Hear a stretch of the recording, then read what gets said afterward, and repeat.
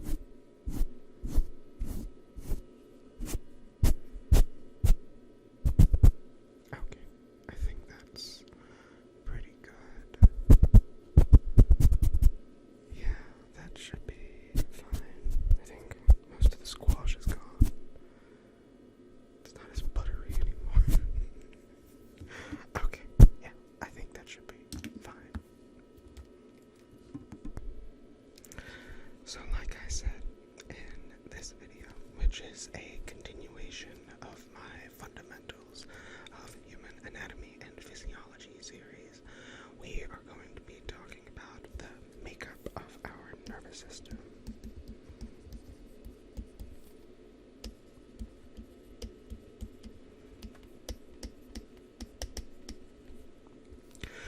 But before we really get started, please be sure to like the video.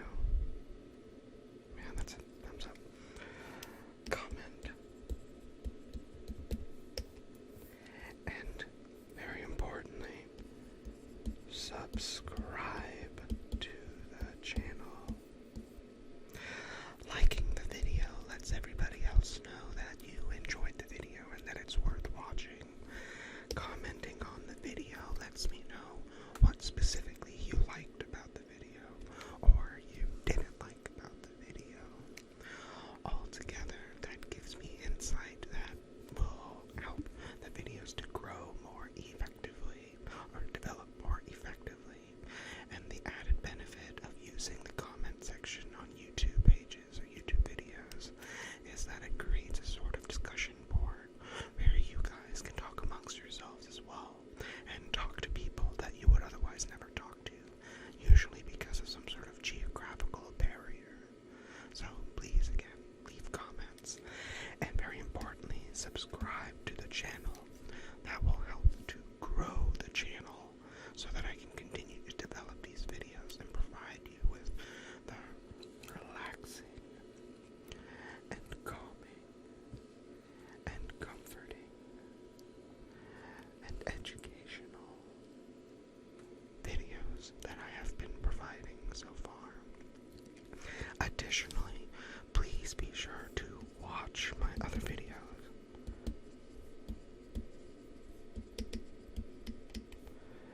In their entirety. YouTube wants to see that it's not just this particular video you're enjoying, but the other videos as well.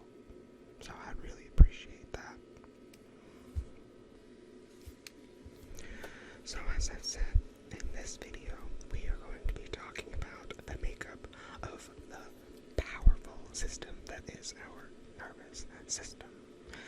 Imagine our nervous system as the body's, let's think of it as the command center, a vast network that controls everything from blinking and breathing to problem solving and feeling love. It's like having a powerful, invisible web of highways, satellites, and switches, all working tirelessly around the clock to keep our minds sharp and our bodies coordinated. But how exactly does that work? And so, in this video, we're going to touch on a lot of the major components of our nervous system.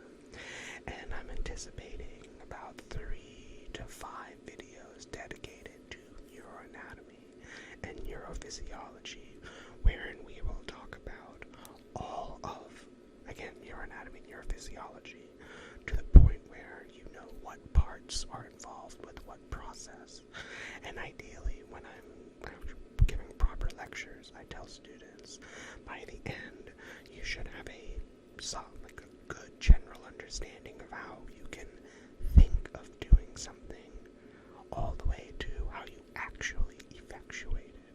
What exactly are the processes that happen to go from thinking about doing something to actually doing something?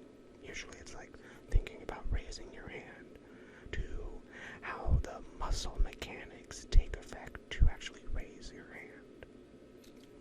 So, we are going to start off by talking about the makeup of the core functions of our nervous system.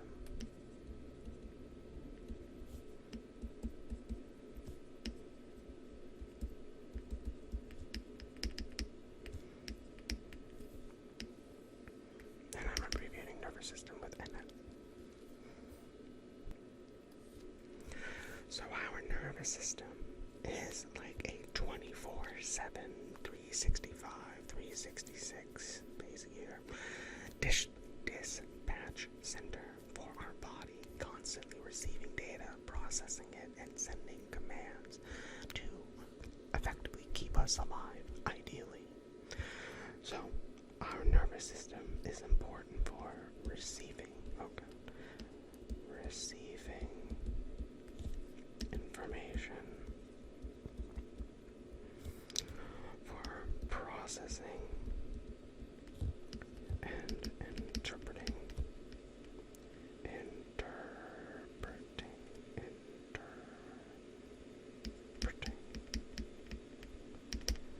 information, and ideally, finally, responding appropriately.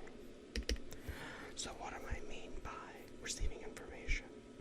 Our nervous system acts as a receptor, picking up signals from both the outside, so think of something like a loud noise, and inside, like a drop in our blood sugar. It's important in processing and interpreting those signals because it's not just enough to receive the signals.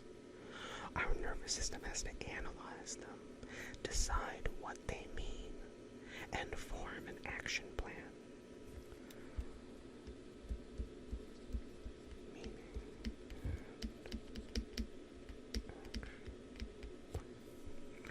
And with responding, that should hopefully be fairly straightforward. Our nervous system will send out commands telling our muscles to contract, our glands to release hormones, or even our hand to pull away from something hot, as in case you accidentally touched a hot stove or a hot pan or something. So we are sending out commands. Again, both outside or inside, depending on what needs to be done.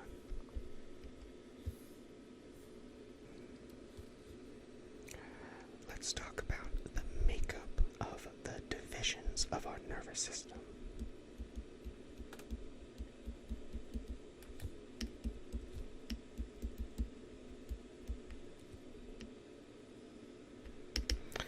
So our nervous system is spread all throughout our bodies, and each part of our nervous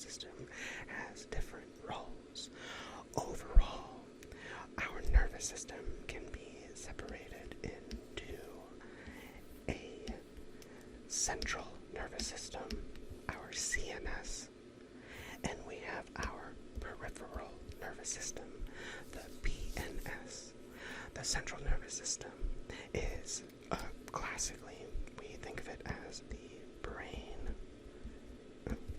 and spinal cord.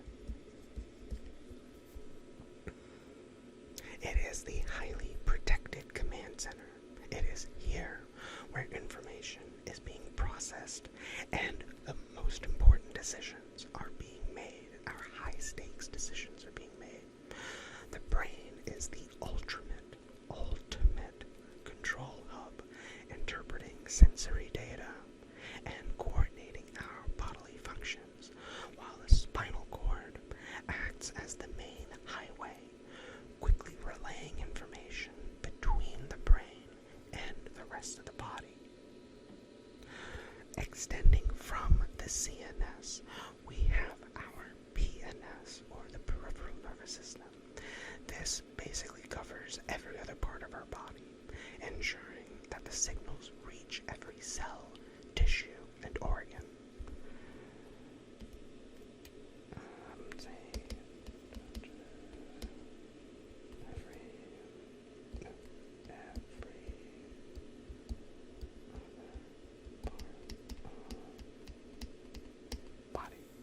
Again, making sure that signals get carried to where they need to get to. So you can think of it as like a network of cables stretching out from the CNS to whatever the target is. The PNS is further divided into two subdivisions. We have our somatic nervous system, or SNS, and we have the autonomic nervous system, or the ANS. The somatic nervous system is important for voluntary motor control. So, for example, when you're reaching for a cup of coffee, or typing on your keyboard, or writing on a digitizer, the somatic nervous system is what's going to be involved. The autonomic nervous system manages the automatic responses. That A is going to be very important. So it's going to be involved in the processes that we do not have conscious control over. So things like our heartbeat, digestion, and automated breathing, not breathing that we force or forced breathing. Now, the ANS is further divided into the sympathetic nervous system, which I've always abbreviated as SYNS, and the parasympathetic nervous system, or the PANS. And that is again to differentiate it from the CNS, the PNS, the SNS, the ANS, the SYNS, and the PANS. Again, making sure that there are differentiations in the abbreviations, because that's how I'll often be referring to them, or at least when writing. So, you might have heard of our fight or flight response, and that is where the sympathetic nervous system comes into play.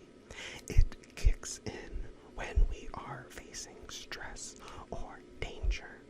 So it responds by increasing our heart rate and increasing our adrenaline release if you're European, or epinephrine if you are in the States.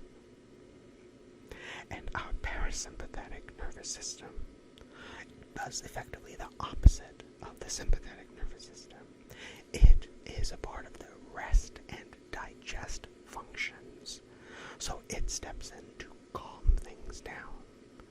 So it promotes things like lowering our heart rate and facilitating digestion. Now let's talk about the makeup of neuronal properties, or properties of our neurons. Makeup of neuronal properties. So, our neurons are the nervous system's specialized messengers. Every thought, every movement, every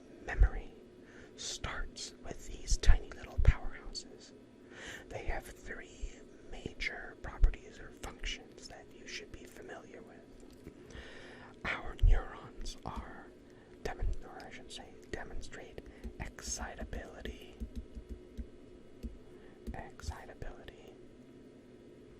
They demonstrate conductivity.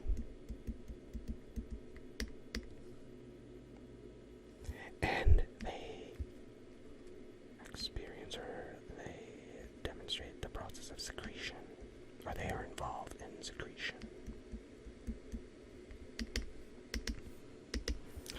So by excitability, I mean that our neurons are incredibly sensitive structures and can react to even the slightest stimulation. So whether it is a bright light or a sudden noise, our neurons are wired to detect any stimuli.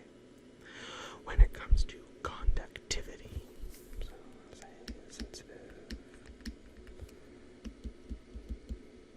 Why can't I spell?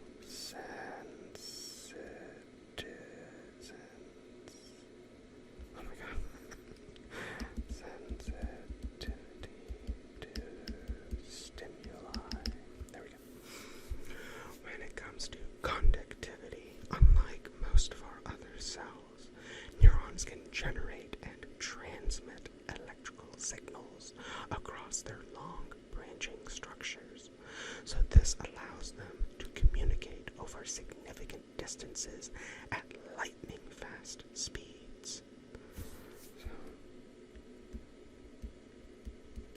generate and transmit electrical signals. And when it comes to secretion, our neurons release chemicals known as neurotransmitters.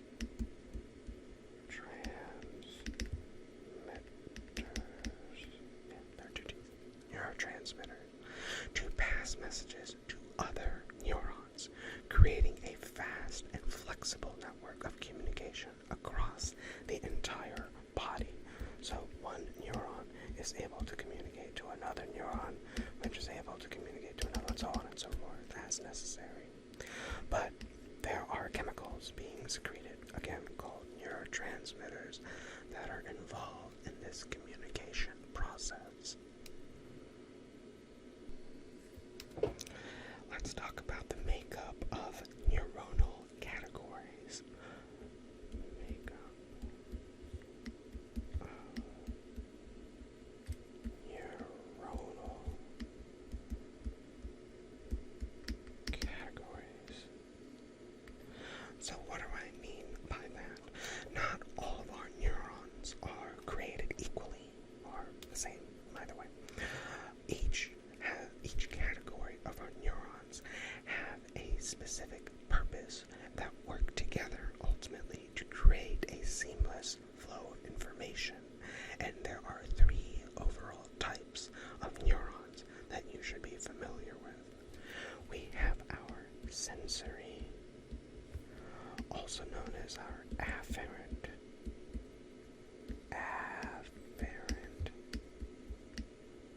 neurons.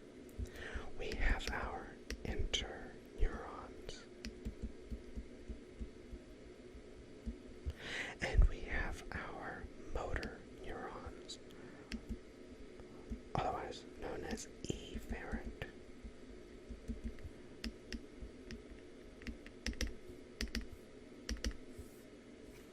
So, our sensory or afferents, these are the neurons that are going to be the scouts. They are constantly on the lookout for stimuli from both inside and outside of the body. So they are the scouts. They gather data on things like temperature, pain, body position, and send it to the CNS for interpretation. Our interneurons are the interpreters.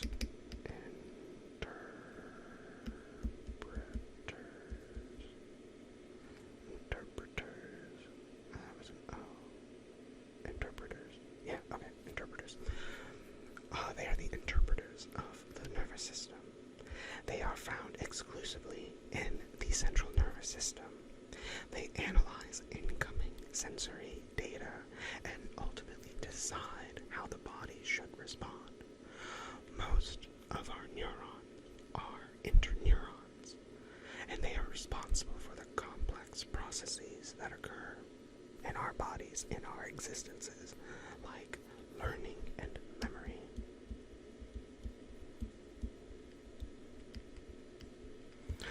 Two, probably arguably the most complex of our nervous system functions. And we have our motor or efferents. These are like the doers. So we have the scouts and we have the doers. These are going to take the commands from the central nervous system, and they're going to carry them out by signaling our muscles to contract or glands to secrete hormones, to kind of keep it simple. They are making things happen. They are actually carrying out the functions. So we have the sensors, we have the doers, and we have the decision makers.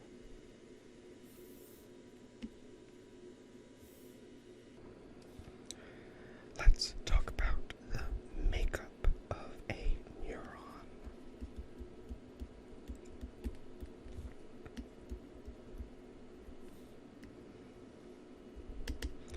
Since that is the functional unit and core component of our nervous system, our neurons are uniquely structured to perform their fast-paced, demanding jobs, and each neuron in and of itself has specialized parts that enable it to receive, process, and ultimately send signals. Now, I have always drawn out and explained neurons from a functional schematic point of view. Okay, so we have the neuronal cell body. It's otherwise known as the soma, or more properly referred to as the neurosoma.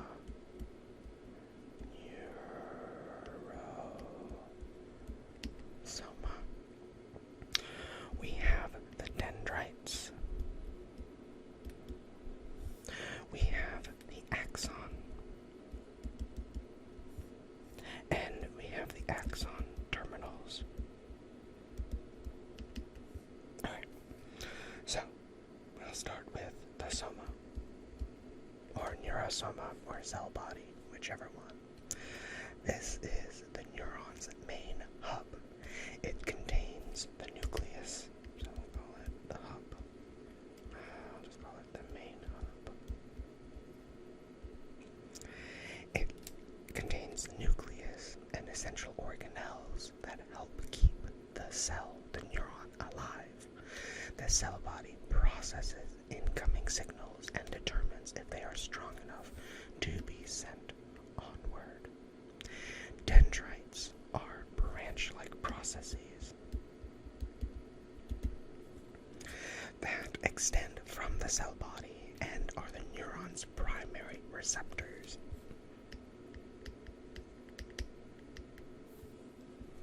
They are going to reach out to other neurons, receive incoming signals, and then ultimately convey them toward the cell body, where again decisions can be made.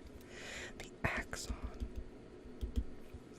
is a long, slender projection that transmits the signal from the cell body to other neurons, muscles, or glands, or whatever.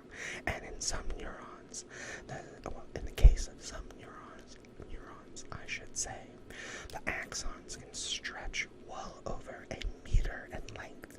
And again, it depends on what information is being transmitted over what distance.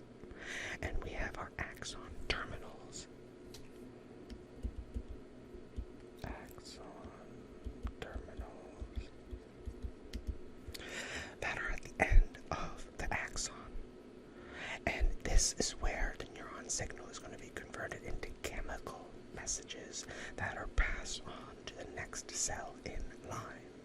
So for example, if you refer back to my musculoskeletal lectures, you'll see that one of the major neurotransmitters that's utilized is acetylcholine that is being released from these axon terminals. We can say axon is the cable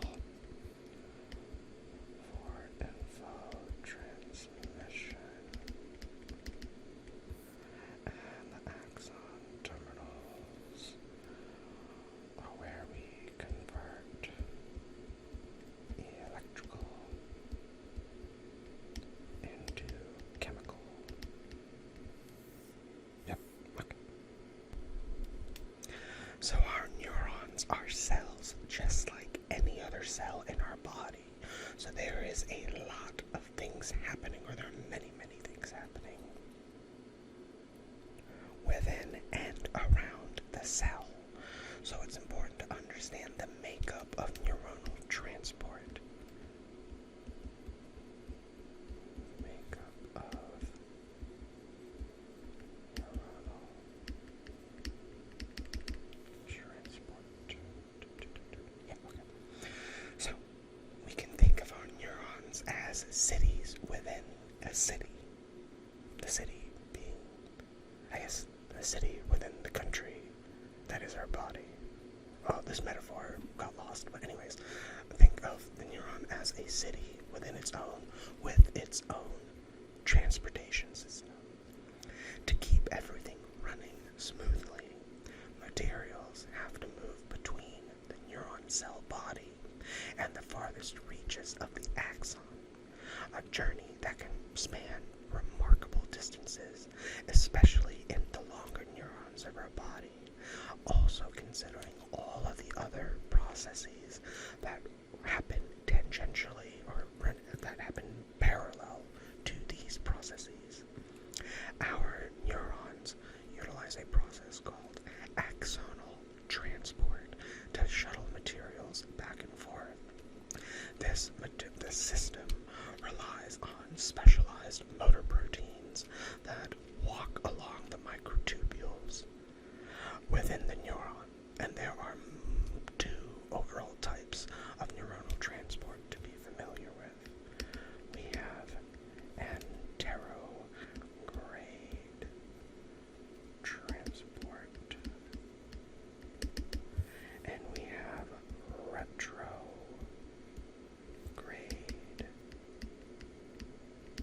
transport. We can think of anterograde transport as the neuron's supply chain. It is moving essential materials like enzymes, vesicles, nutrients from the cell body out to the axon terminals, where they are needed for neuron-to-neuron communication. So if we think about it from a neuron perspective, if we think about it from this perspective, it's going in that direction. Retrograde transport can be thought of as the recycling system.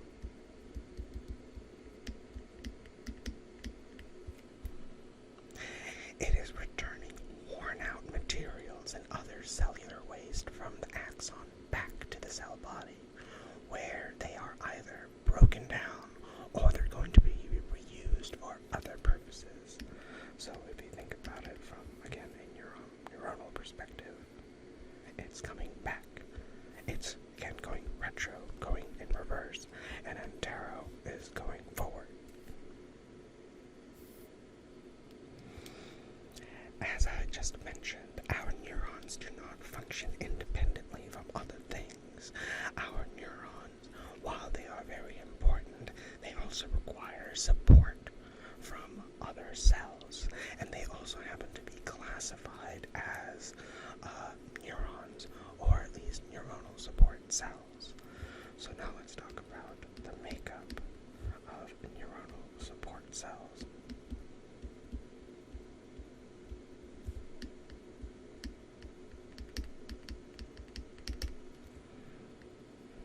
Makeup of neuronal support cells. So while nervous system wouldn't function without our support cells. These are also known as the glial cells. There are 6 types of glial cells that perform a variety of major roles that range from feeding neurons to defending them from pathogens. And when it comes to these cells, just like anything else in our body, they themselves can also experience pathophysiologies. We're not going to touch on that too much, but that's just something to keep in mind. Any cell in our body, or any sort of functioning cell, even if it's a support cell, can experience malfunctions and pathophysiologies. So with our 6 cells, we start with our astrocytes. We have our oligodendrocytes.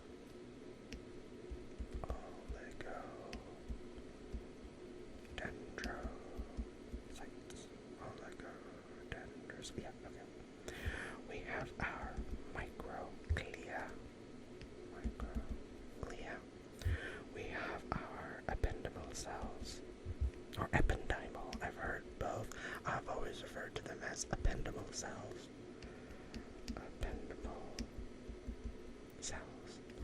We have our Schwann cells. And we have our satellite cells.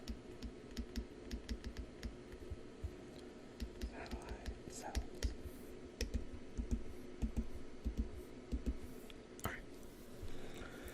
So, our astrocytes can be thought of as star-shaped cells that are the caretakers of the central nervous system. They provide structural support, they maintain our blood-brain barrier, and they help regulate blood flow. They are also responsible for cleaning up excess neurotransmitters and ions, helping to maintain a stable environment for the neurons to function optimally. Our oligodendrocytes are found in the central nervous system. Oligodendrocytes are the master builders of the myelin sheath that we'll talk about very shortly. They wrap around our neurons and create an insulating layer that speeds up electrical signals. So oligodendrocytes are specifically going to be important for CNS myelin, M-I-E-L-I-N, myelin. Our microglia can be thought of as our nervous system's security guards. They patrol the central nervous system. They detect and destroy pathogens and debris. Security. What was I saying? Yeah. They detect and destroy pathogens, debris, and damaged cells. They play a critical role in our nervous system immune defense, especially within the brain and the spinal cord. Our ependymal cells, or ependymal cells, are the cells that line the brain's ventricles, which are those hollow spaces within our brain. They also line the central canal of the spinal cord. They create a barrier between the cerebrospinal fluid and our nervous tissue. They also help circulate CSF, cerebrospinal fluid, which provides nutrients and removes waste. So ependymal cells are important in establishing CSF and creating a proper blood-brain barrier, which we just always abbreviate as the BBB. Our Schwann cells are very similar to oligodendrocytes, but they are specifically found in the peripheral nervous system. They create the myelin sheath around our peripheral neurons. But, excuse me, unlike our oligodendrocytes, each of the Schwann cells can only myelinate a single segment of an axon, making them uniquely important and very, very useful for nerve regeneration. Because one Schwann cell can work on one section of a possibly damaged neuron. And finally, we have our satellite cells. Satellite cells are located in the peripheral nervous system. These cells surround and support neurons in ganglia, which we'll talk about in later lectures, probably in this one too, sort of. Ganglia.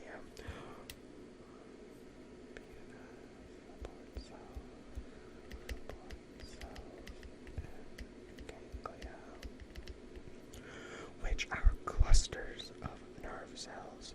They provide essential nutrients and structural stability, helping to maintain just the overall health of the neuron. So I've talked about the myelin a few times now, so let's get into the makeup of the myelin.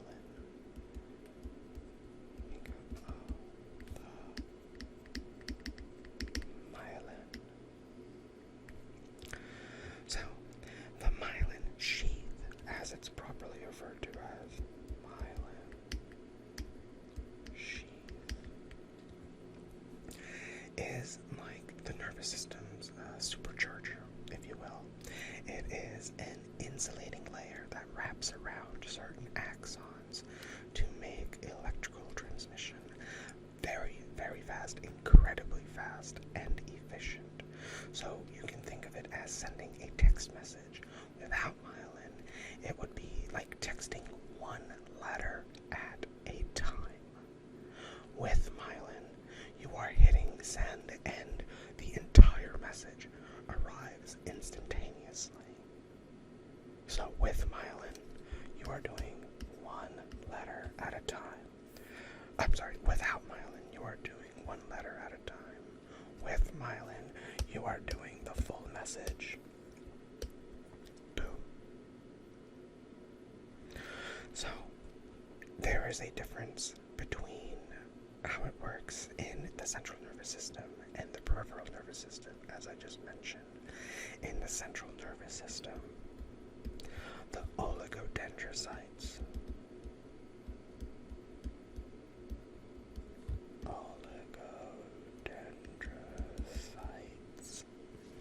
are producing the myelin. In the peripheral nervous system, the Schwann cells are doing that. The sheath itself is made of fatty layers that insulate the axon, ultimately preventing electrical currents from leaking out, and allows the signal to travel again at incredibly fast rates. So the myelin doesn't coat the axon in one continuous layer, and instead it wraps around in sort of segments. Oh, no, that's terrible. I'll do it like this, and like this, and like this, and like this, and like this. Again, this is just for schematic purposes, and it leaves these gaps known as nodes of Ranvier or Ranvier. I've always referred to them as nodes of Ranvier. These nodes help to play a key role in speeding up signal transmission because they allow for what are known as action potentials to jump from one node to another, to another, to another, and so on and so forth. And this creates a process known as saltatory conduction. Saltatory conduction. This leapfrogging effect keeps the signal strong and efficient even over long distances. So while we all have myelinated nerves, we also have unmyelinated nerves.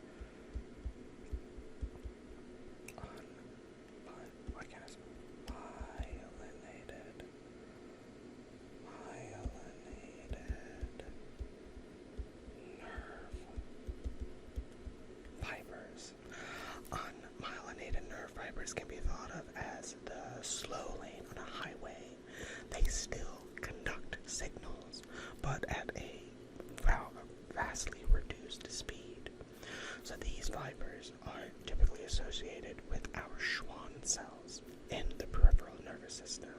But unlike myelinated fibers, each Schwann cell simply supports multiple unmyelinated axons without creating a sheath.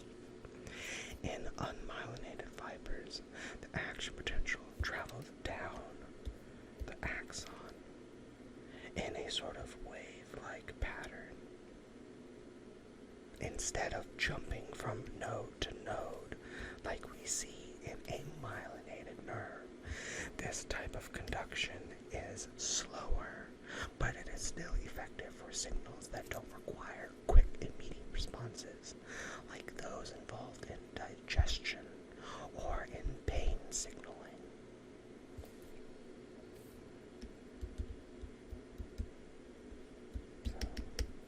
Digestion or pain signaling. So far we have talked about how our neurons function, but it's also important, or at least we have a sort of functional understanding of them, but it is also important to understand how our neurons can repair themselves. By and large, for our purposes, neurons in our central nervous system have extremely limited regenerative capabilities. Once they're damaged, again, for our purposes, we can think of them as they're goners. It takes a very, very, very long time and special circumstances, a confluence of circumstances, for neurons and neural tissue in our central nervous system to properly repair. But neurons in our peripheral nervous system have an impressive capacity for repair, all thanks to our Schwann cells. So let's talk about makeup of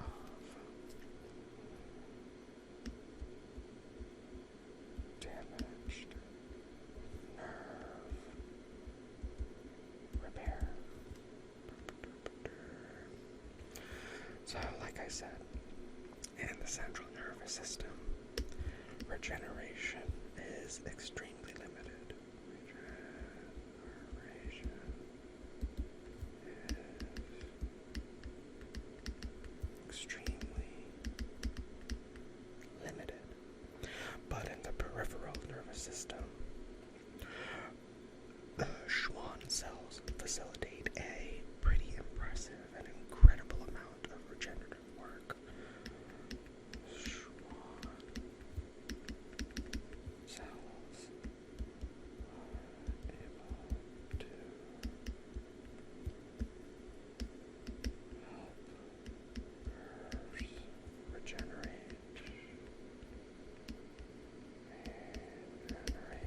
considerably. Okay. So, when a peripheral fiber has to heal, we go through a degeneration process. We go through degeneration. We go through regeneration.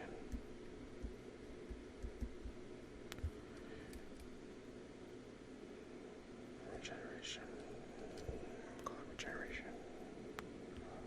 Tube formation.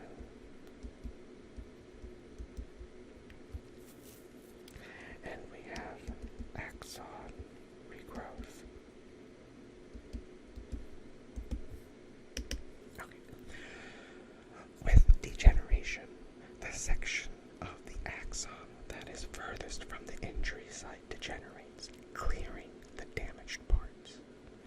With regeneration of tube formation, Schwann cells and connective tissue form a regenerative tube that guides the growth of a new portion of the axon. Again, we'll say that this portion goes bye-bye. It's going to guide the growth of this new axon toward the original target. And then with axon regrowth, the axon begins to grow along the regenerative tube, following a path back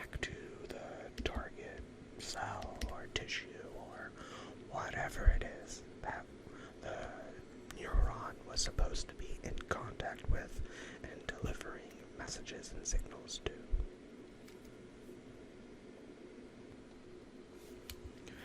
Alright guys, I think I'm going to keep this video a little bit short, and I'm going to split up the makeup of our nervous system into 2 overall parts. And in the next video, or the video that accompanies this, I'm going to talk about nerve conduction and what's actually happening with signals, especially once they reach the axon terminals, and how things are going from an electrical signal to a chemical signal, and that chemical signal is ultimately relayed to whatever the target is, and so on and so forth. And I'm also going to talk a little bit about memory and memory formation. I wanted to try to keep this video more about sort of the anatomical aspects of our neurons first. So, I hope in part 1 of the makeup of neuroanatomy physiology, you were able to lounge considerably and learn considerably. I hope you found this to be relaxing and enjoyable and calming and decompressing. Please remember to like the video. That's not a thumbs up. Boom, boom, boom. Yep, okay. Please remember to comment. What? Please remember to comment on the video.